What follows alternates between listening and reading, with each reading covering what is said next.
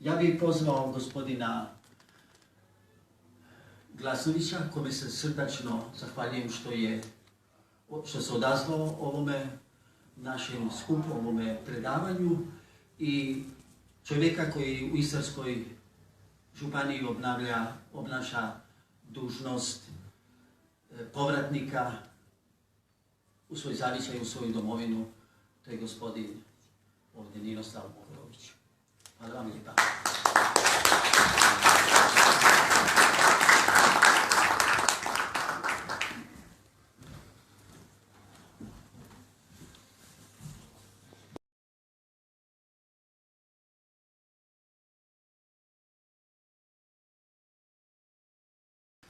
Drago mi je da je general Glasnović ipak došao danas, koliko god danas je, to vrijedi više nego ovaj put koji neće sigurno biti uzaludan, jer ono što će nam on večeras pripovijedati, to se čuje samo preko televizije, u isječcima ili ako cijelo večer one jednosatne emisije kod Bujanca gledate ili drugim ovim programima umreženim u Hrvatskoj.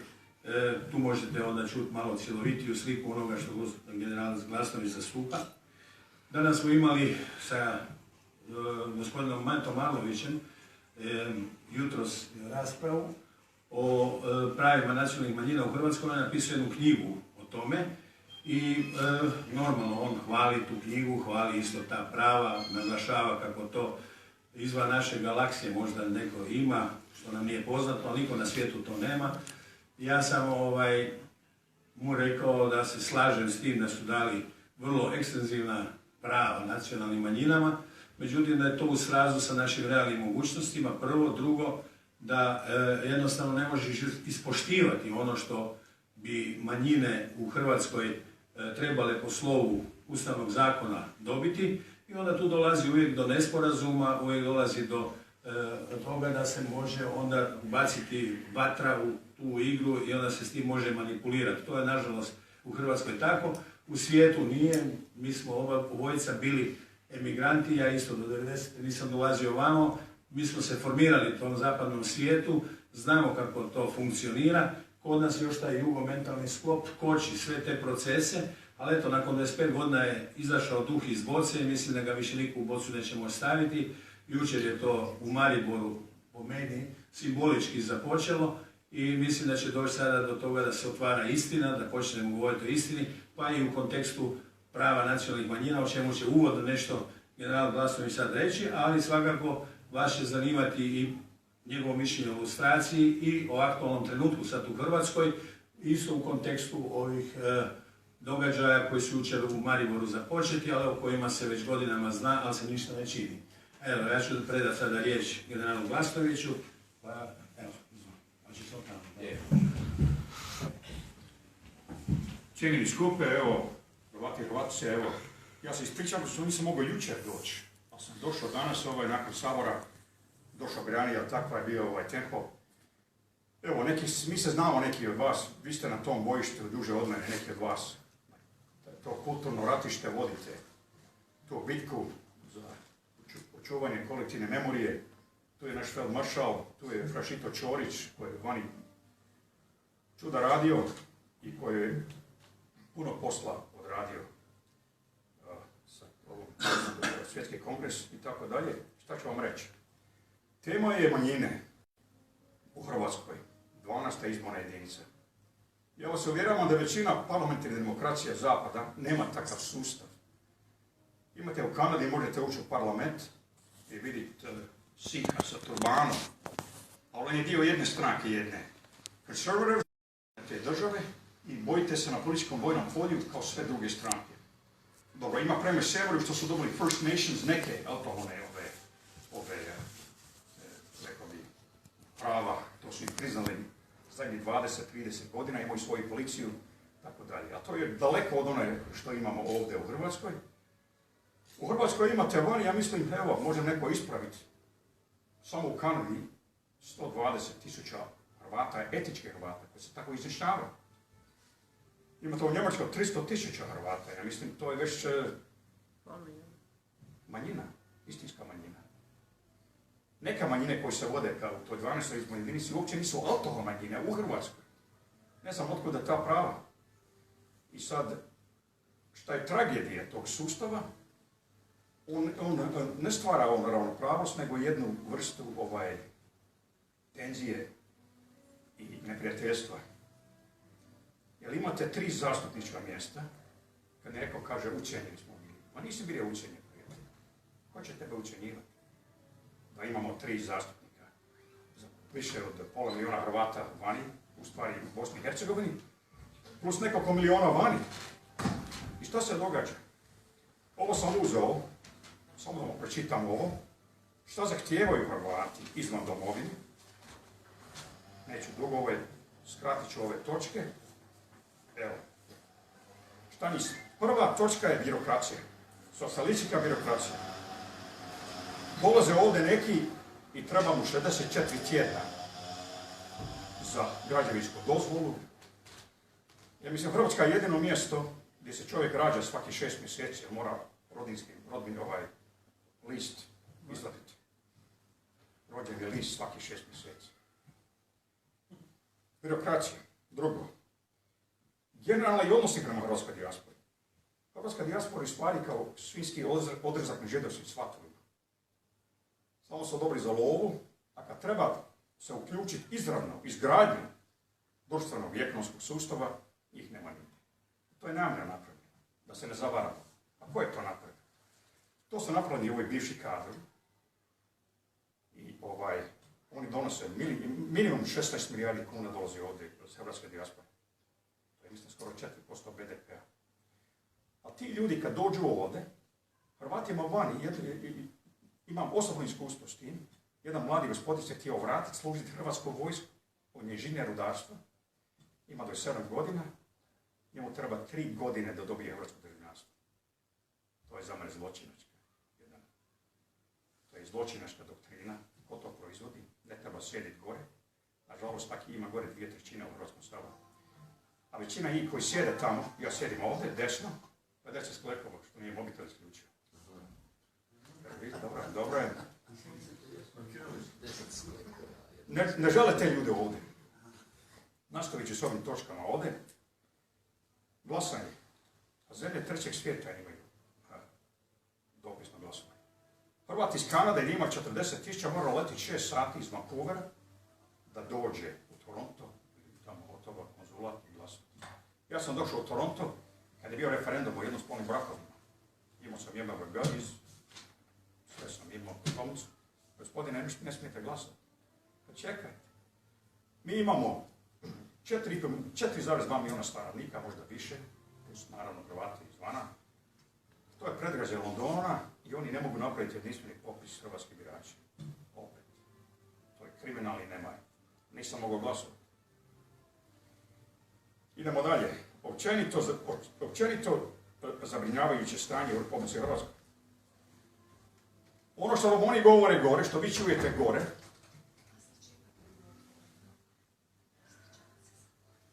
neko zraka nema, da se ne usvijestio neko tu.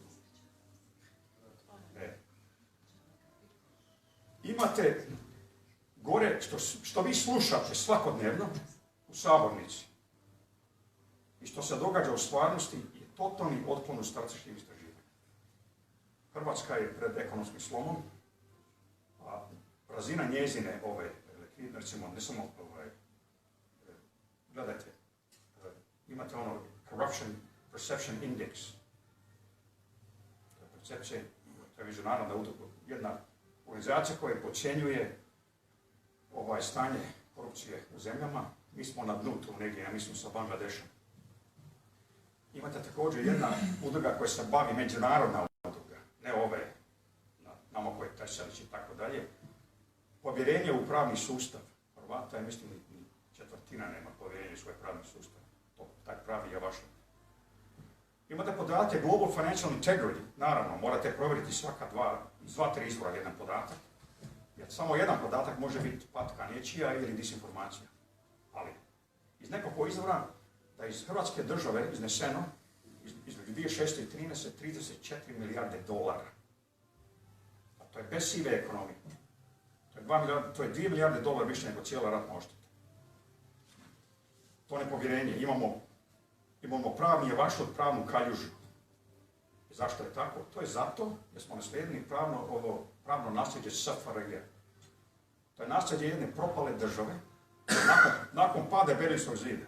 Sve što se tamo proučavalo, od marksizma, leninizma do samopravne anarhije i tako dalje, ta je država propala. Prvo je propala moralno i etički, onda je propala ekonomski, onda je propala na vojnom polju. Danas se opet ista stvar događa.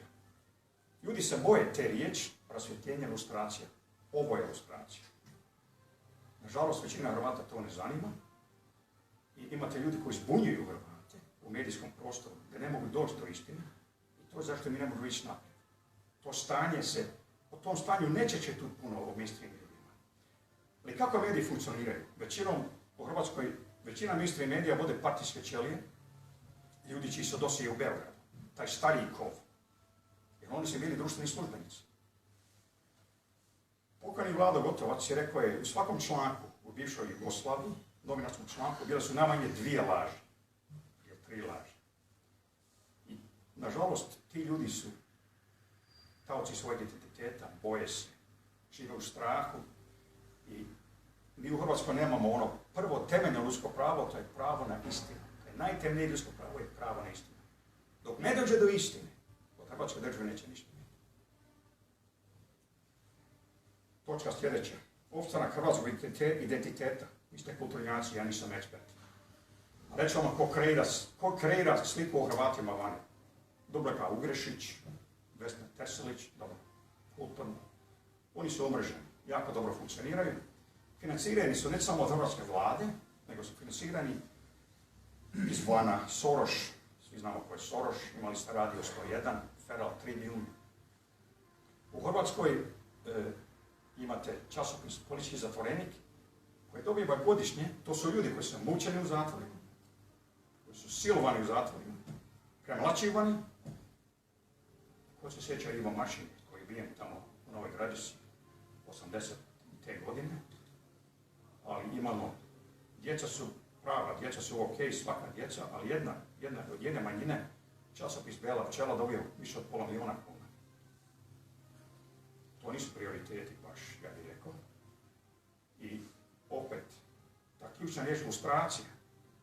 U sudstvu ne mogu sjediti ljudi koji su ljude osuđivali za verbalni delikt, ili one koji dobiju 2 godine što je rekao da je Tito farbo kosu. Ja vam otvoreno govorim. Oni koji su do sad sjedili u državnom odvjetništvu su dio te kriminalne organizacije, a ta je kriminalna organizacija najveća u ovom dijelu Europe, je Komunistička partija Jugoslavije. Ićemo kasnije s ovom ilustracijom. To je dio te ilustracije, a to je ne samo ovaj etnocid, temocid, klasni genocid, aristocid, nego ekonomski kriminal. Što do dan danas nije razriješeno. 7% zemljišta u Hrvatskoj je vedeno je sređeno. 7%. Samo ovo me zanima. Jeste čuli uopće u Hrvatskoj da je 490.000 Hrvata traži povrat svoje imovine oduzete nakon 45 godina? Samo dignite ruku, baš me zanima to. Dobro. Od vas. 2 osobe. Da, u Zagrebu. Zagreb je mikrokozam šta se ovdje dogodilo nakon 45. Za Istru nisam ekspert, za Zagreb znam i sam rođen tamo. Stari Zagreb je nestao tamo, gdje je Olga Kanal, tamo mi je djed bio. Tamo su odvedeni ljudi, najbogatiji slojevi, najutjecajniji slojevi. Naprimjer Viktor Živić, koga se niko ne sjeća, a znamo ko je Boško Buha, dimlje sam na kapelskim kresovima. Trebao je prvi i najbolji hrvatsko-francuski liječnik, ubijen je na Rebru 48. godine. I to je dio te ilustracije. Meni je drago vidjeti mlade ljude ovdje.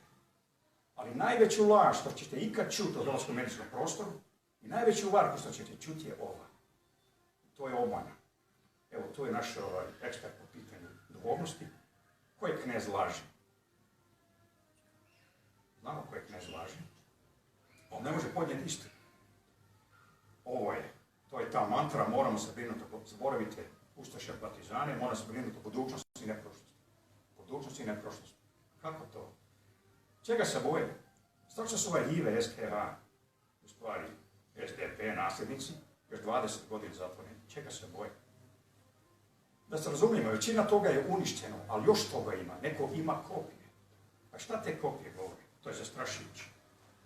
U tom sustavu, zašto mi moramo prvo duhovno ozdraviti i sebi vratiti tu uništenu prošlost, da možemo uzivati posljedice i uzroke. Bez toga nema napretka. Taj sustav, bivši sustav, represija nije bila samo vertikalna, nego horizontalna. To znači da je muž otkucavao ženu, ženu muža, nečak svoje ujaka i tako dalje. I to je zastrašujuće. I to je nama totalno razorilo to moralno etičko tkivo. Jer došlištvo je postalo dokazivanje lojalnosti tom režimu. Evo, opet ćemo natrag na hrvatsku, našu katoličku vjeru. Imate 10 Božjih zapovjedi, imali ste njihovi 10 Božjih zapovjedi. Crkva ima svoje sakramente, oni su imali svoje sakramente. Imali ste krštenje, prva pričest, krizma, a oni su imali prvo pionirstvo, crvena knjižica, onda alfa i omega sakramenta je bilo kad uđe centralni komitet. Ne znam, bio pionira ovdje, ja sam morao tu petokratu nositi ono.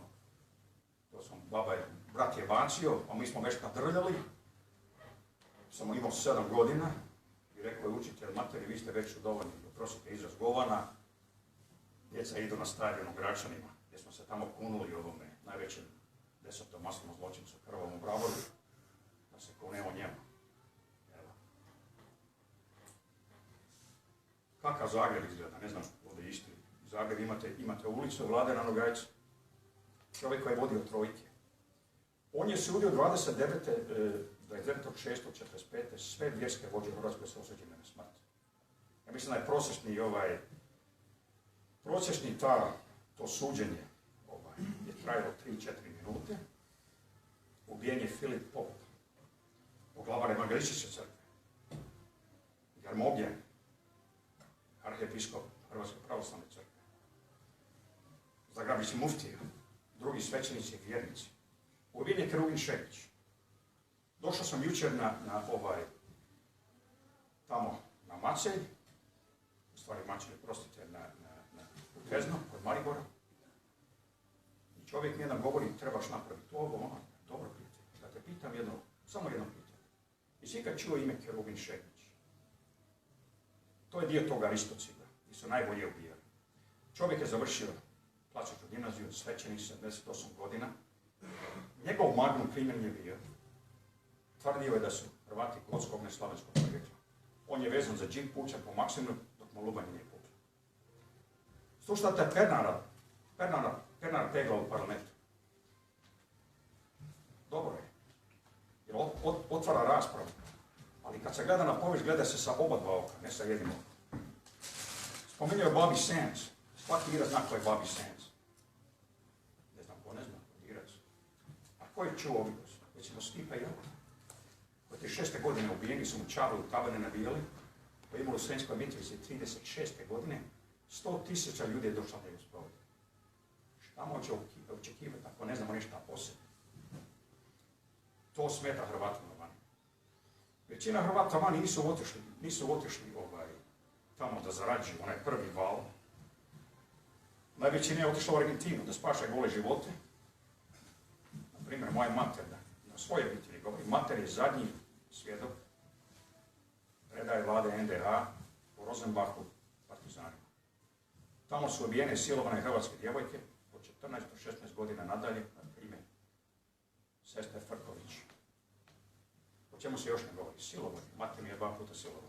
Prvi puta sa 16 godina u Škofjoj Loci, drugi puta 48 godine u zatvoru u Sarajevu, ulica broj 1. Ali reću vam jednu dame. To ne govorim to vama, da ja vama samo izlažem svoju obiteljsku povijest. Ali kad gledate oko nas u Zagrebu šta je bilo, ljudi su ubijeni gdje se oduzme imovina. Naš susjed, Zubar je bio, Svenščak, imao je dosta, koliko je imao onda, mlad je bio dosta, mog je djed vidio na ovom vesu vojni zatvor. Njega su ubili da mu oduzmu na Birijskoj 21. Imao veliko imanje. Evo. Hrvatima je oduzeto 2 miliona hektara poljoprivrednog zemljišta. Nikad vraćamo natrag. Kad dođete u Zagreb, prođete Ilicom 10. To je bilo to je pripadalo jednom industrialistu, Leonardo Biličić, imao je 2 tvornice u Zagrebu, šećeranu i Viroviticu. On je umro u zatvoru. Njegova kćer se odselila u Venezuelu, ima 20 nešto godina. Nju su probali ubiti prije 2 godine, ima jednog atenta na nju. Da prepišu to i otvorili su signature, da uzmu to zemljište. To znači da mi živimo u državi gdje se je mafija dobro integrirala sa vladajućim strukturama. U tom vakuumu koji je nastao nakon pada Jugoslavije. Raspada Jugoslavije 90. godine. Još neke točke. Oduzimanje osobne iskaznice. Svaki 6 mjeseci moraš dobiti novu iskaznicu. Kako to ide, ja ne? Ne samo to. Imate udrugu iz Švicarske, to zna najbolje naš cijenjeni duhovni vođa. Propisali su zakon gdje se umirovljenicima koji se hoće vratiti u Hrvatsku iz nekih zemalja oduzima u stvari porez na mirovinu od 25 do 40%. Ljudi režu iskaznice. Hoće se vratiti. Jedan stari čovjek, s njim sam razgovarao, u staračkom domu došao iz Amerike, dobio retroaktivno, kad je Linić napisao zakon, da mora vratiti, mislim, 200.000 kuna. Kaže, nikad ne bi došao da se znao da će se ovo dogoditi, a ne može se vratiti. Neko je kriv za to.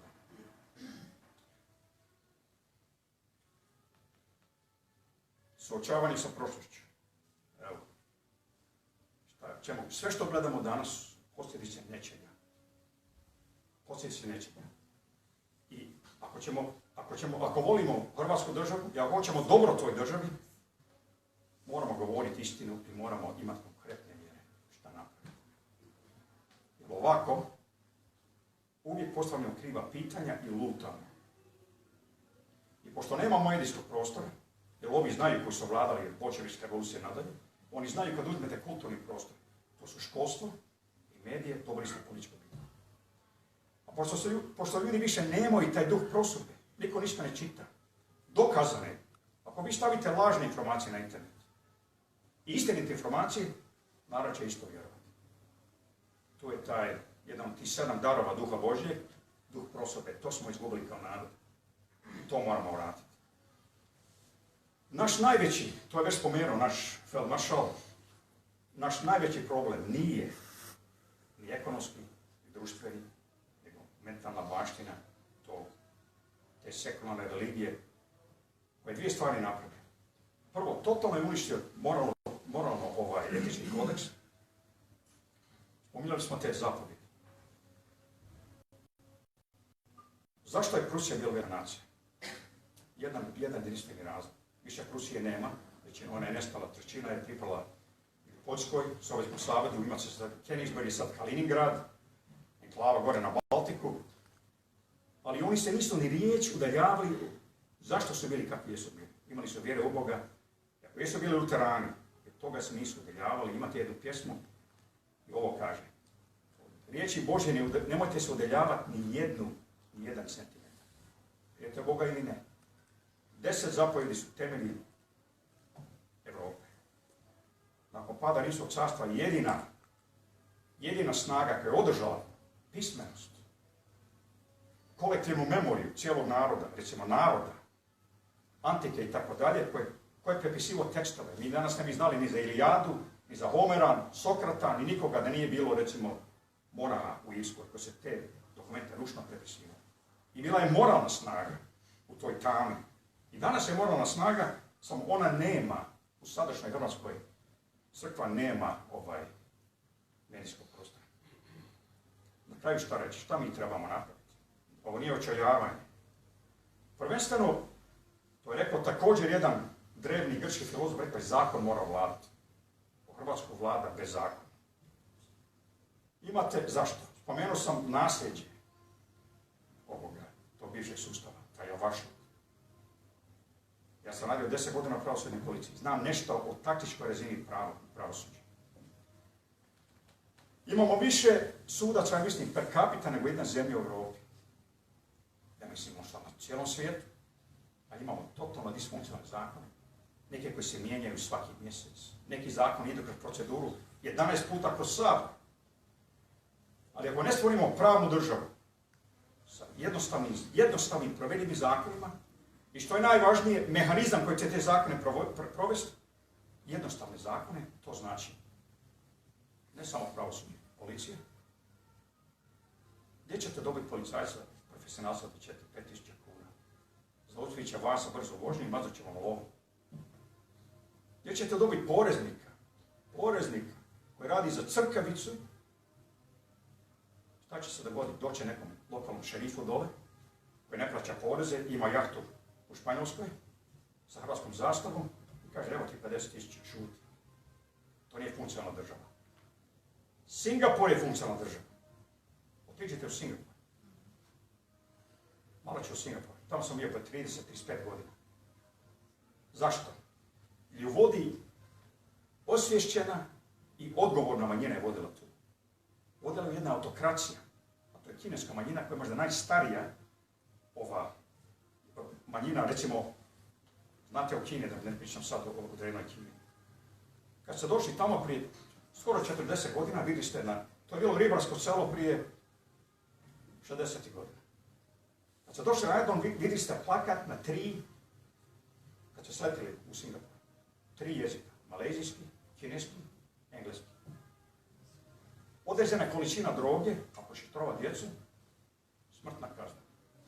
Ispaljivanje oružja iz nehaja, smrtna kazna. Bili ste u Domovinskom ratu.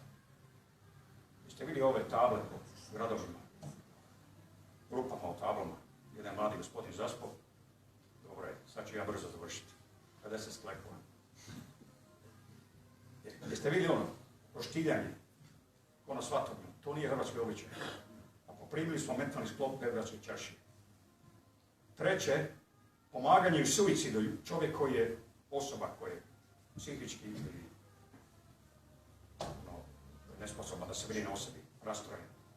Smrtna kazna. I ovo je najbolje. Nisam ovdje za smrtnu kaznu. Izdaja, veleizdaja, smrtna kazna. Tamo nema grafita. Otiđite u Zagreb. Zagreb je odraz mentalnog sklopa bivšeg sustava. Pogledajte grafite po Zagrebu. To je ono malo radi, ono kradi. I sad će završiti s ovim.